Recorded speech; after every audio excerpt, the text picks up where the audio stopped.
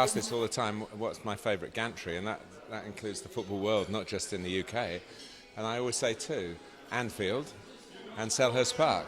The sight lines are magnificent. We love being close to the action.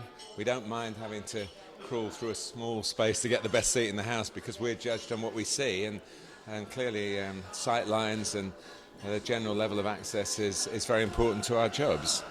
It's a great atmosphere over that side as well, isn't it? You're right next to the Holmesdale Fanatics. Does it make it difficult to hear yourself sometimes? My last commentary here was the famous comeback against Liverpool at the back end of last season, and it's wonderful and old-fashioned, old school, call it what you like, but it's very much part of the modern game, and it is.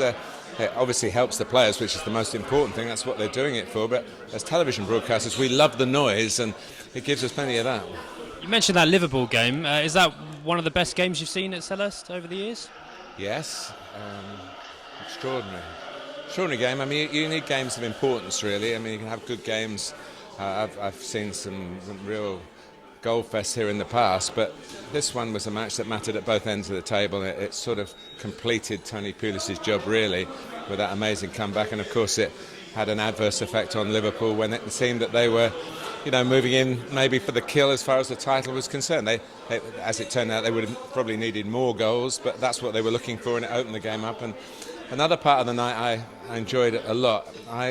For my sins, I was a non-league player, and I coach in non-league football in the Ryman League, and we all knew about Dwight Gayle a long time before he came to this sort of level. And to see him come from being rejected at Arsenal, and what was he, a carpenter or something like that, and a working man, and then suddenly come out and delight the Crystal Palace fans and show around the world what a good footballer he is. He's a global audience now.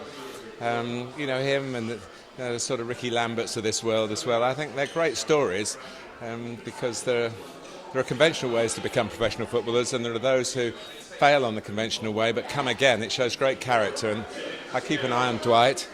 I see he was playing for the under-21s last week, so I don't know quite where he is in the pecking order here, but if you can make the chances for him, he's a top finisher that many clubs would love to have. There are a lot of good players in non-league football, and it takes a bit of bravery for clubs to come and have a bit of a gamble on them. But, if people work hard, they can get to the top in different ways. And Jason Punchin's another player here.